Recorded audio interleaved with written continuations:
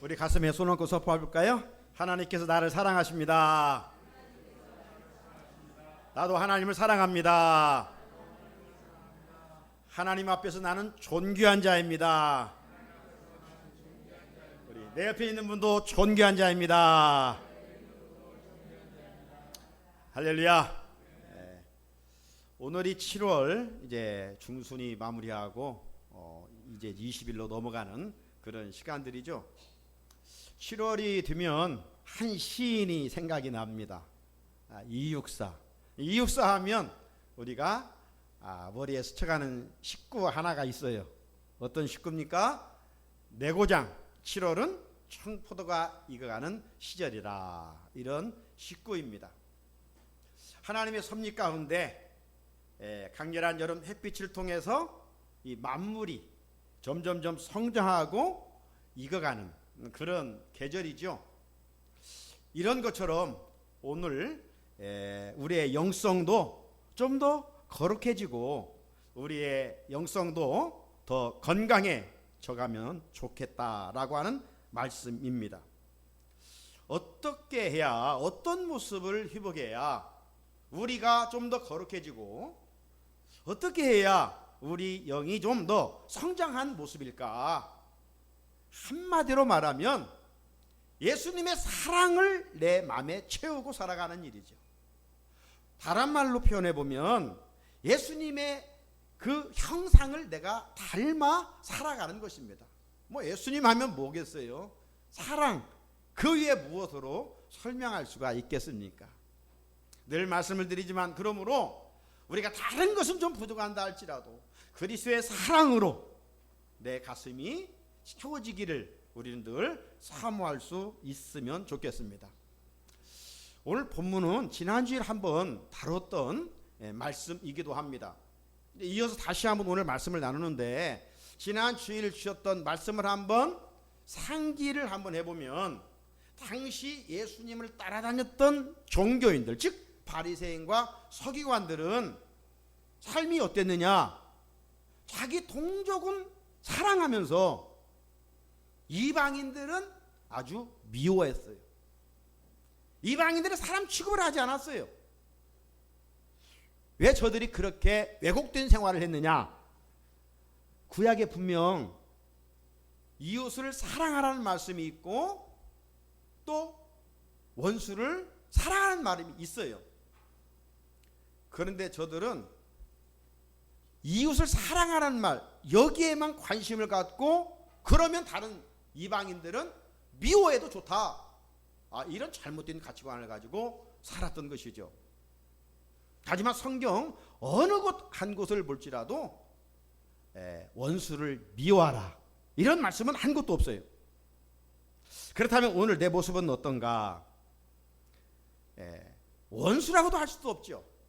그런데 우리 마음이 좁아서 어떤 한 가지 그 일로 인해서 대인관계의 마음의 상처를 가지고 원수처럼 지금도 지내오고 있지는 않는지 주님이 우리에게 말씀하고 있습니다. 우리가 앞에 살펴본 것처럼 주님은 미움을 살인이라고 그랬어요. 그래서 오늘 말씀에 나는 너희에게 이르노니 너희 원수를 사랑하며 박해하는 자를 위하여 기도하라, 이렇게 말씀하셨고, 이 똑같은 말씀의 병행구가 누가복음 6장 27절 28절에 있는데요. 그러나 너희 듣는 자에게 내가 이르노니 너희 원수를 사랑하며 너희 미워하는 자를 선대하며 너희를 저주하는 자를 위하여 축복하며 너희를 모욕하는 자를 위하여 기도하라, 이렇게 말씀하고 있어요. 솔직히 이런 말씀은 성경에서 좀 찢어내버렸으면 좋을 것 같아요. 왜? 우리의 본성으로 지금 이 주님이 말씀하신 이 말씀들을 지키기가 너무 힘들기 때문입니다. 최소한 동해보복법으로, 즉 가해자에게 우리가 피해 입은 만큼만 하라 하면 좀 수월할 텐데, 주님은 그렇게 말씀하지 않으시고 오늘 원수를 사랑하며 핍박자를 위하여 기도하라. 그렇게 말씀하고 있어요. 그러니 내 힘과 내 능력으로 할 수 있겠어요? 절대로 할 수가 없습니다. 그래서 우리 기독교는 자력 종교가 아니라 자력, 내 힘으로 하는 종교가 아니라 타력, 외부의 힘의 은혜를 입어야 하나님의 말씀에 순종할 수가 있다 이 말이죠. 성령의 은혜를 입어야, 성령 충만해야 내가 할 수 없는 일조차 성령께서 내 마음도 내 생각도 주관하시고 통치하시고 다스리심으로 말미암아 원수를 품을 수 있는 마음, 나를 힘들게 하는 사람을 미워하지 않고 그를 품고 기도할 수 있는 능력을 얻게 된다라고 말씀하고 있는 것입니다. 그리고 그리스도인으로 산다는 것은 내 힘으로 사는 게 아니라 바로 성령이 공급해 주시는 힘으로 사는 존재예요. 그럴 때 우리는 말씀대로 순종할 수가 있습니다. 자, 하나님 말씀대로 순종하고 살면 어떤 은혜를 입는다고 말씀합니까? 자, 45절에 같이 읽어봅니다. 45절 시작. 이렇게 한즉 하늘에 계신 너희 아버지의 아들이 되리니. 아멘. 이렇게 한즉, 이같이 한즉, 어떻게 한즉이요? 앞에서 말한 원수를 사랑하고 핍박자를 위하여 기도하는 그가 진실로 하나님의 아들이라는 거예요. 교회 다닌다고 하나님의 아들이 아니라는 거, 입으로 주여 주여 한다고 천국에 들어가는 것이 아니라 이 말이에요. 여러분, 여기 말씀 속에서 강조점은 누구의 아들이냐가 아니라 우리가 누구의 아들이냐 이겁니다. 우리가 누구의 아들이에요? 왜냐하면 아들은 아버지를 닮기 때문에 그렇습니다. 이 히브리인들에게 있어서 이 아들과 아버지의 관계는 아주 단순합니다. 한쪽을 보면 다른 한쪽을 알 수가 있어요. 아버지를 보면 아들을 알 수 있고 아들을 보면 아버지를 알 수가 있어요. 오늘날처럼 이 직업이 세분화되어 있지 않는 그 고대 아닙니까? 대부분 아버지가 하던 것을 아들이 해요. 그러니까 이제 아버지가 하는 것을 보면 아, 저 아들이 장차 무엇을 하고 먹고 살겠구나. 100%는 아닐지라도 짐작은 할 수가 있는 거예요. 나아가서 아들은 아버지의 성품을 알게 모르게 함께 되어 있는 것이죠. 그래서 부모는 최초의 선생이 되는 것입니다. 꼭 말해서가 아니라 행동 하나, 몸짓 하나, 자녀들이 다 보고 자라는 거예요. 그래서 가정교육이 그만큼 중요하다는 것이죠. 자, 우리가 하나님의 아들이라면 이제 누구의 성품을 닮아야 되겠어요? 두말할 것도 없이 아버지 되신 하나님의 성품을 닮아야 되죠. 자, 그러면 이 아버지 하나님의 성품은 무엇인가? 사랑입니다. 그분에게는 미움이 없어요.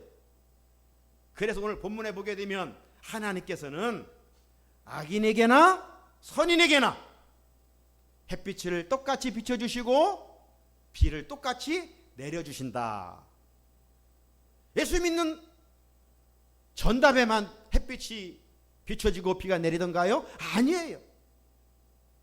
믿지 않는 가정의 그 논밭에도 텃밭에도 비가 내리고 햇빛이 비춰져요. 일반 은총이라고 그랬죠. 결코 하나님은 차별을 하지 않으십니다. 그런데 우리 삶을 되돌아보면 주님을 섬긴다고 하면서도 이런저런 이유로 차별을 많이 하는 그런 일이 얼마나 많은지 모릅니다. 지금 세계적으로 인종차별 문제가 아주 뜨거운 이슈입니다. 지난주일에도 말씀드렸습니다마는 이 미국 내 인종차별 반대 시위를 촉발시킨 이 조지 플로이드 사망 원인이 이 목눌림의 질식사였습니다. 자, 이 질식사로 확인되면서 인종차별 이 규탄하는 목소리가 전 세계로 지금 확산되고 있어요. 여기 보는 것처럼 여러분 이 블랙 라이브스 매터라고 흑인의 생명도 소중하다. 이런 막 피켓을 들고 막 데모하는 것을 여러분 TV를 통해서 신문지를 통해서 볼 수가 있었을 것입니다. 우리나라도 이 대열에 합류를 했고 일본 도쿄도 시부야에서도 인종차별 반대 시위가 도시마다 열리고 있습니다. 유럽은 말할 것도 없어요. 영국, 프랑스, 네덜란드, 폴란드, 포르투갈, 스페인 등 대도시마다 지금 이런 인종항의 집회가 열리고 있습니다. 영국 런던의 광장에는 수천 명이 집결을 했고 참가자들이 한쪽 무릎을 꿇고 있는 가운데 이 플로이드를 추모하는 1분 묵념하는 것 여러분 TV를 통해서 보실 수 있었을 것입니다. 차별은 비성경적입니다. 차별은 예수님의 정신과 거리가 너무 먼 것입니다. 차별은 벌써 우리가 그 누군가를 미워하는 마음이 있기 때문에 그런 것이죠. 그렇다면 주님의 제자로 부름받은 우리들은 하나님의 마음을 품고 누구를 차별하거나 왕따시키면 안 된다는 것이죠. 야고보서 2장 9절 같이 한번 읽어볼까요? 자, 시작. 만일 너희가 사람을 차별하여 대하면 죄를 짓는 것이니 율법이 너희를 범법자로 정죄하리라. 아멘. 차별하면 하나님 앞에서 그게 무서운 죄라는 거예요. 그래서 세상은 너무나 차별이 많습니다. 가졌다고 못 가진 자 차별하고, 배웠다고 못 가진 자 무시하고, 배우지 못한 자 무시하고, 뭐 다양한 차별들이 존재해요. 자, 그런 세상 물결이 그리스도 안의 공동체 안에서 이게 희석되고 사라지고 소멸되고 하나 되어야 될 텐데, 이제 교회 안에서도 여전히 차별이 있다면 그건 건강한 교회가 아니겠지요. 하나님께서 사도 바울을 통하여 골로새 교회에 이런 말씀을 하셨습니다. 골로새 3장 11절에 거기에는 헬라인이나 유대인이나 할레파나 무할레파나 야만인이나 수고디안인이나 종이나 자유인이 차별이 있을 수 없나니 오직 그리스도는 만유시요 만유 안에 계시니라 말씀하셨어요. 하나님은 사도 바울을 통해 골로새 교회가 차별이 없어야 된다는 거, 하나 되어야 된다, 서로 사랑해야 된다, 이걸 강조하고 있는 거예요. 그렇다면 우리 교회 공동체도 두말할 이유가 없지요. 나 좀 의견이 다르다고 해서 차별하고 마음에 미움을 품고 있으면 그건 큰 죄라는 것이죠. 그러므로 우리가 무엇을 위해 기도해야 돼요? 하나님, 내 마음을 좀 넓혀 주십시오. 내 좁은 마음을 넓혀 주셔서 모두를 품을 수 있는 넉넉한 마음을 가진 자가 되어서 주님이 보실 때 진실로 하나님을 닮은 예수님의 자녀가 되게 하옵소서. 이런 성숙한 기도를 우리가 드릴 수 있어야 됩니다. 우리 그리스도인들은 차별 대신에 율법의 근본 정신 사랑을 가지고 살아가야 돼요. 여러분, 만물의 마지막이 가까울수록 성경이 우리로 하여금 무엇을 힘쓰라고 말씀하고 있는가? 여러분, 이 마지막 만물이 가까울수록 또 우리가 개인적으로 이제 나이를 많이 들어갈수록 우리가 물질에 집착하면 참 추해집니다. 그러잖아요. 젊었을 때는 미래를 위해서 정말 피땀 흘리게 열심히 벌고 수고하고 쌓고 이런 꿈과 비전을 가지고 나가지만 이제 주의 부르심을 입을 날도 얼마 남지 않았는데 괜히 노역에 있으다면 정말 추한 것이죠. 그래서 우리는 나이 들수록 이제 물질의 자유함과 더불어서 정말 힘써야 할 것이 뭐냐? 그건 바로 사랑하는 일이에요. 만물의 마지막이 가까웠으니 그러므로 정신을 차리고 깨어 뭘 하냐면 기도한 다음에 베드로전서 4장 8절에 이어지는 말씀 보게 되면 같이 읽어볼까요? 시작. 무엇보다도 뜨겁게 서로 사랑할지니 사랑은 허다한 죄를 덮느니라고 그랬어요. 이제 지난 주가 초복을 지나면서 우리는 이제 중복을 또 기다리고 이런 장마와 여름 날씨는 정말 절정으로 다가가면서 더 일기가 뜨거워지잖아요. 이런 일부적인 환경의 날씨만 뜨거워질 것이 아니라 정말 우리 안에 사랑의 열기가 뜨거워져야 되죠. 그래야 상대방의 허물이 있으면 덮어주는 거예요. 남편의 허물도 덮어주고 아내의 허물도 덮어주고 직장에서 누구의 허물도 덮어주는 것이죠. 그럼 우리가 힘쓰며 살아갈 것이 뭐야? 사랑하기를 뜨겁게 하라는 것이죠. 주고받는 기브 앤 테이크의 그 수준에 머물면 안 돼요. 그 정도의 사랑은 종교 지도자들과 유대인들이 멸시하는 세리들도 한다고 그랬어요. 세리들도. 그러므로 오늘 우리는 그리스도인으로서의 세상 사람들이 사랑할 수 없는 좀 더 높은 수준의 사랑을 실천하고 살아가야 그들이 정말 너희들은 다르구나, 믿는 사람들은 역시 다르구나 인정을 하게 된다는 것이죠. 그럴 때 비로소 세상에 선한 영향력을 끼쳐서 하나님의 나라를 세워가지 않겠습니까? 그런데 안타깝게도 그리스도인들 중에 보게 되면 겨우 세상 수준 아니면 세상 사람보다 못한 그리스도인들이 있다는 것이죠. 그래서 늘 조롱받고 손가락질 받고 살아갑니다. 주님은 우리에게 사랑할 수 없는 그 사람까지 한번 사랑해보라고 말씀하시고 그 사랑을 통해서 정말 세상에 선한 영향력을 끼치고 살아가라고 말씀하고 있는데, 그럴 때 비로소 주님이 인정하는 제자가 된다는 겁니다. 세계명의 말씀이 내가 너희를 사랑한같이 너희도 서로 사랑하 주님의 말씀 아니에요? 그게 요한복음 13장 34절입니다. 그 말씀을 마치고 주님이 35절에서 이렇게 말씀하셨어요. 같이 한번 읽어볼까요? 시작. 너희가 서로 사랑하면 이로써 모든 사람이 너희가 내 제자인 줄 알리라. 아멘. 세상적인 수준의 사랑이 아니라 주님이 보여주신 그 사랑을 실천할 때 주님으로부터 너는 진짜 내 제자다, 그렇게 인정받게 된다는 것입니다. 그런데 종교인들은 자기가 좋아하는 사람만 사랑했어요. 자기가 좋아하는 사람만. 오늘 우리가 예수를 믿으면서도 내가 좋아하는 사람만 사랑한다면 그건 아직 미성숙한 그리스도인이에요. 자, 46절 같이 읽어봅니다. 시작. 너희가 너희를 사랑하는 자를 사랑하면 무슨 상이 있으리요? 세리도 이같이 하느니라. 세상 논리로 보면 사랑받은 만큼 사랑 주면 크게 나무랄 일 없습니다. 왜? 세상은요 사랑받고도 그 은혜에 보답하지 않는 각박한 세상이기 때문에 그렇습니다. 최소한 양심 있는 사람은 받은 사랑만큼은 사랑해요. 자, 목회하면서 좀 안타까운 때가 있어요. 어느 때냐?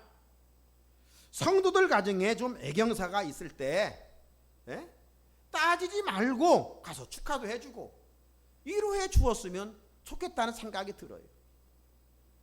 그런데 보면 우리 집 아들 장가갈 때 왔으니까 나도 가고, 우리 집 초상 났을 때 안 왔으니까 나도 안 가고. 여러분, 그런 수준에 머물면 그가 그리스도인이라고 할 수가 있습니까? 내가 상대방을 도울 수 있는 힘이 있다면 얼마든지 기쁜 마음으로 달려가서 어떤 물질적인 도움을 때로는 주지 못할지라도 말 한마디로 위로해 줄 수 있잖아요. 그런데 품앗이처럼 의무감으로 이런 것은 이방인들, 세리들도 한다는 거예요. 우리는 하나님의 백성으로서 예수님이 가르쳐 주신 윤리강령을 따라 살아야 됩니다. 하나님 나라 백성은 소금과 빛으로 살아가라고 앞에서 말씀하지 않았어요. 세상에서 소금이 되고 세상에서 빛이 되려면 촛불이 녹아야 하고 소금이 녹아야 맛을 내고 어둠을 물리칠 수가 있잖아요. 그런데 믿는 조차도 사람들이 손해 안 보려고 그래요. 별것도 그 아닌 것 가지고 욕심내고 섬기지 않고 희생하지 않으려고 합니다. 그러니 세상을 변화시킬 수 있겠느냐? 언제까지 그런 미성숙한 그리스도인으로 살아야 한단 말입니까? 주님 말씀합니다. 너희가 너희를 사랑하는 자를 사랑하면 무슨 상이 있으리요? 세리도 이같이 한다. 경고하고 있습니다. 사랑하는 성도 여러분, 예수님 당시 세리가 누구입니까?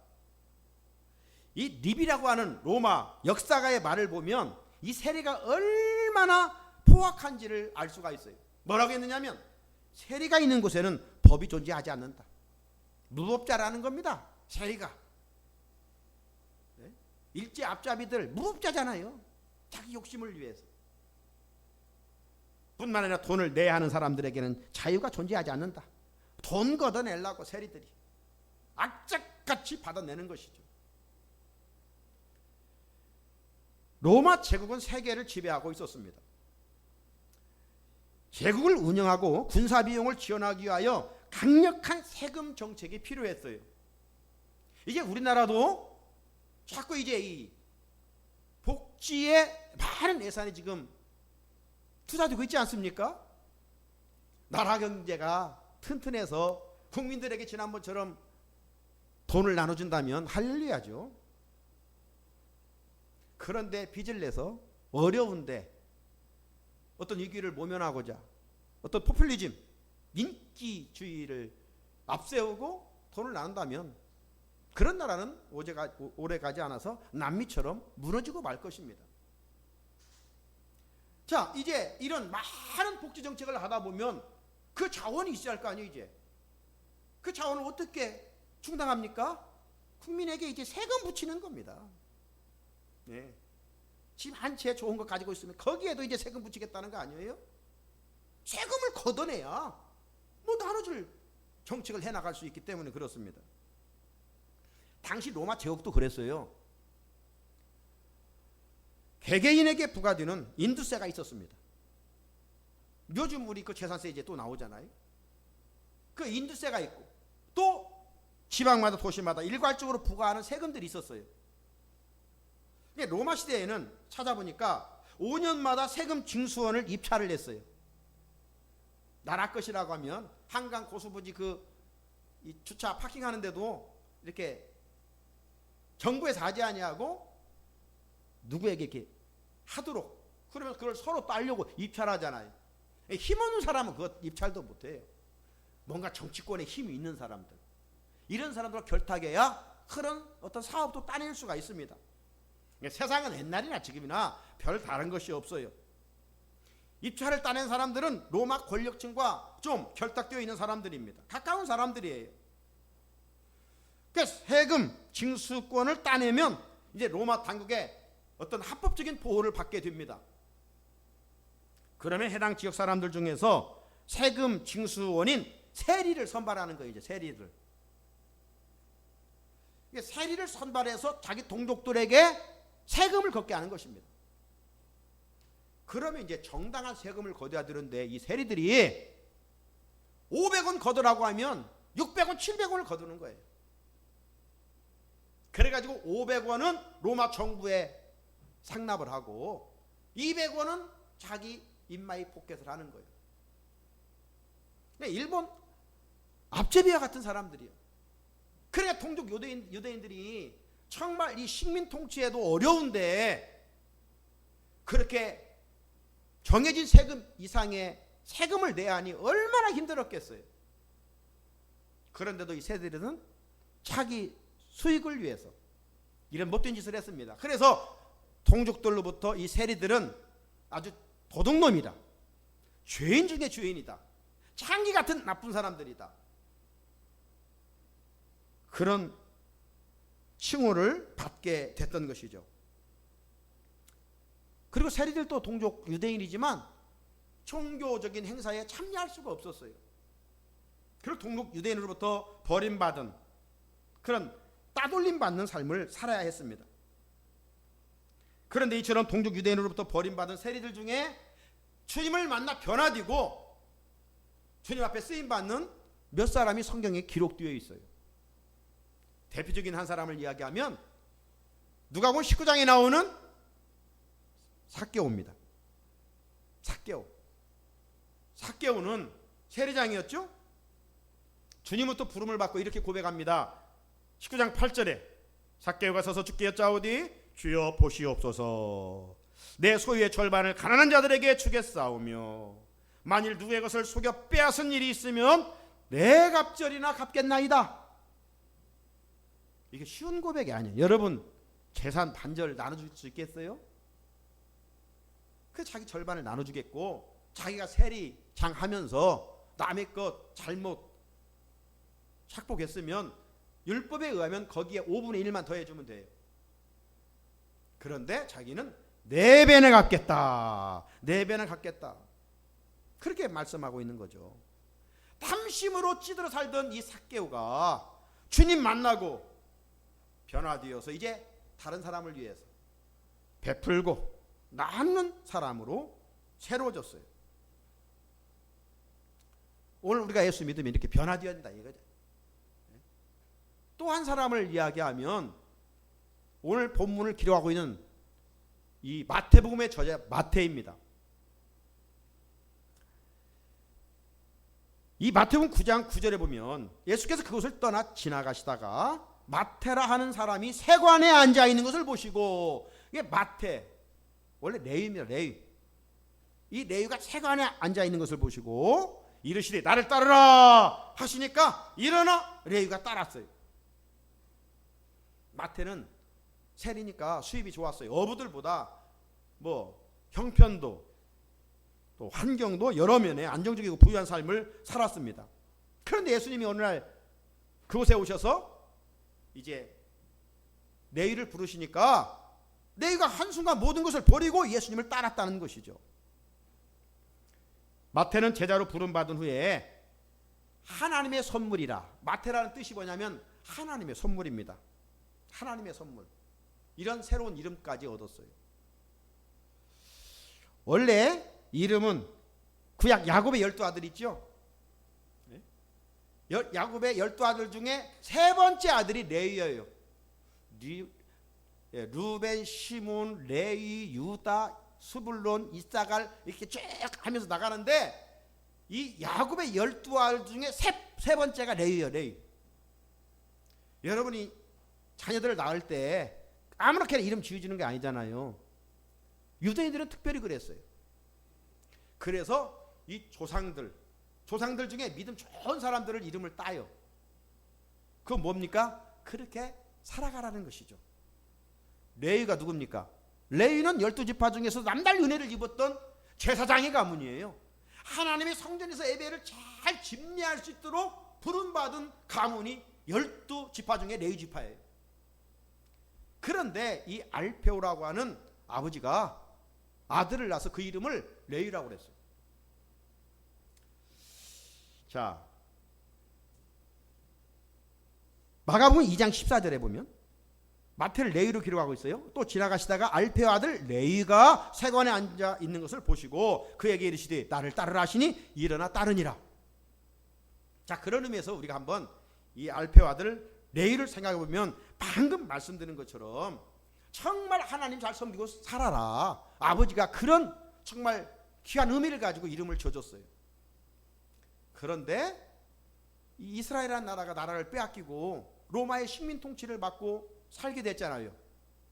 그래 힘드니까 이 레위도 어떻게 하다 보니까 세리가 된 거예요.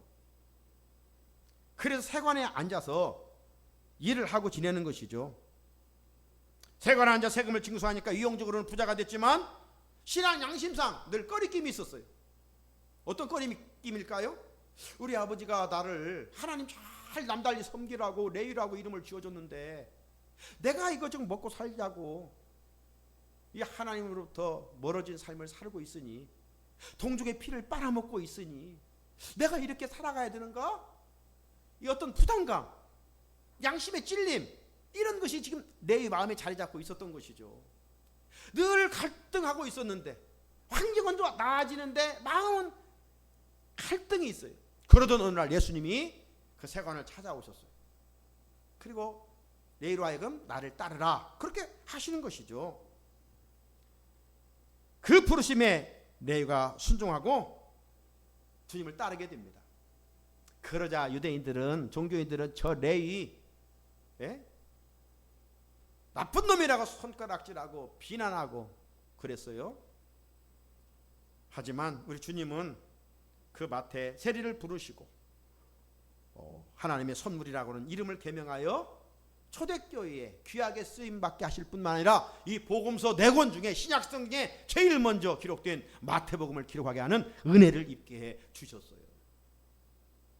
사랑하는 성도 여러분, 유대인들과 종교인들은 레위를 주인 취급했지만 예수님은 그를 불러 제자 삼아 주셨어요.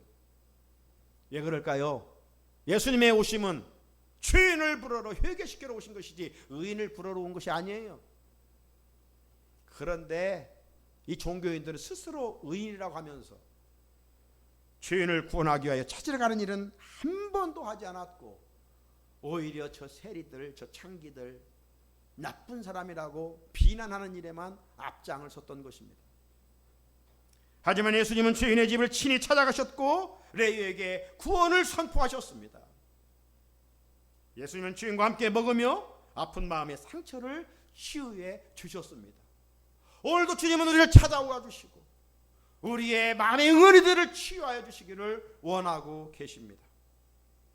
이런 아름다움의 모습이 주님의 거룩한 배력 아니겠습니까? 마태는 예수님의 제자로 부름받아 주님 곁에서 이 예수님의 섬김의 모습 잘 배웠어요. 그리고 거듭났어요. 그런데 여전히 종교인들은 율법을 머리로만 알고 있고 세리들을 비난하고 있었습니다.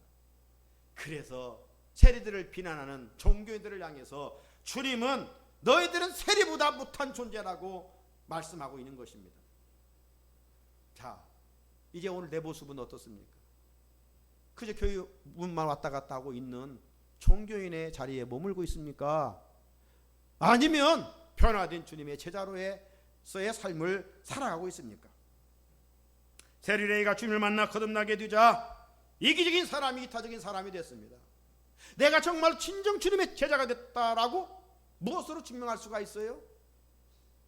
나를 미워하는 자를 품고 기도할 수 있는 마음이 있다면 정말 내가 거듭난 그리스도인이라 스스로 후한 점수를 줄 수 있어요. 하지만 우리가 종교인들처럼 거듭나지 못하면 여전히 남을 정죄하고 비난하고 손가락질하는 추한 자리에 머물러 있게 됩니다.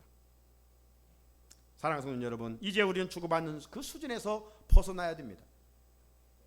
예수님은 그 정도는 이방인들도 다 세상 사람들도 그 정도는 한다는 거예요. 47절 한번 읽어볼까요? 시작.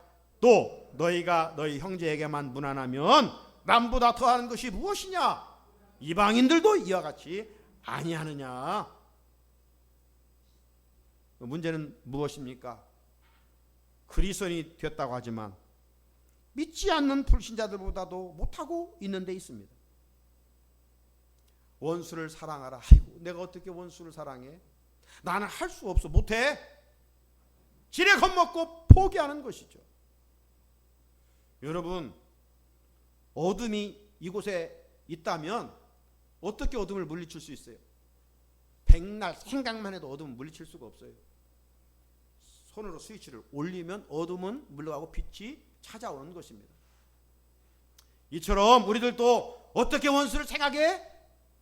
이런 생각에만 머물면 안 돼요. 할 수 없는 것을 주님이 우리에게 명령하셨겠습니까? 할 수 있는 능력과 비결이 있기 때문에 말씀하신 것 아니겠어요? 그 비결과 능력이 뭐예요? 바로 오늘 본문에 보면 기도라고 말씀합니다. 그래서 주님은 너희를 박해하는 자를 위하여 기도하라. 박해하는 자를 생각하면 열받아요. 기도하라는 겁니다. 기도하면 내 마음도 내 생각도 주님이 나를 다스리는 것이죠. 그래서 용서할 수 없는 사람을 용서하게 되는 거예요. 화해할 수 없는 사람을 기도하다 보면 넓은 마음이 성령께서 주셔서 화해하게 되는 거예요. 그러므로 작년 표어처럼 우리가 행동하기 전 기도하시기를 바랍니다. 기도는 어떤 특정한 곳에서만 할 수 있는 것이 아니라 어디에서든지 할 수가 있어요. 주님, 저는 할 수 없습니다. 저에게 은혜를 주십시오. 능력을 주십시오. 주님이 원수를 사랑하라며 핍박자를 위해 기도하라고 했는데 하나님, 나에게 은혜 주셔서 좀 그렇게 살게 해 주십시오. 기도하면 용서할 능력도 사랑할 수 있는 힘도 주어지는 것입니다. 원수를 위하여 기도할 때 하나님께서 상대방의 마음도 변화시켜 주셔요.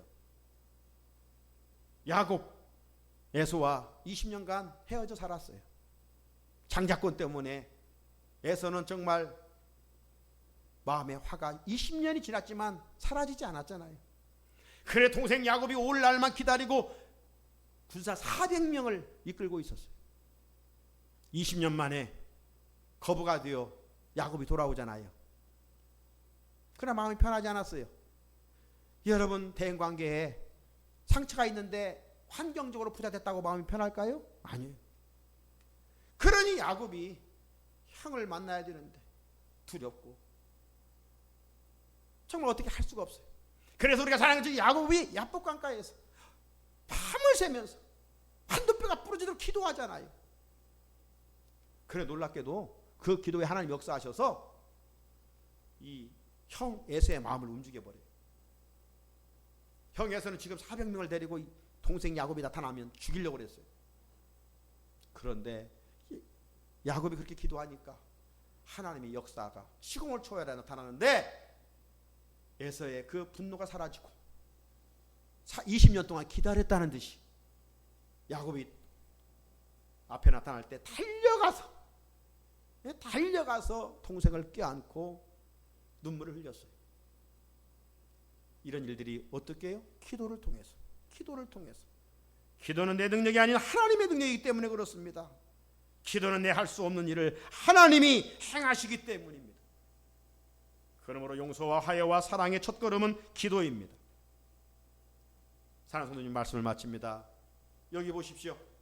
선을 악으로 갚는 사람은 죄인입니다. 이러면 안 되겠죠. 선을 악으로 갚는 사람, 이건 강도 같은 사람이 우리 세상에 없어야 되죠. 반면 선을 선으로 갚는 사람은 양심 있는 사람이 그래도. 그런데 우리 그리스도인은 어떻게 살아가야 되냐? 악을 선으로 갚아야 돼. 악을 선으로 갚는 사람, 이게 정말 참된 제자예요. 진정한 거듭난 사람이에요.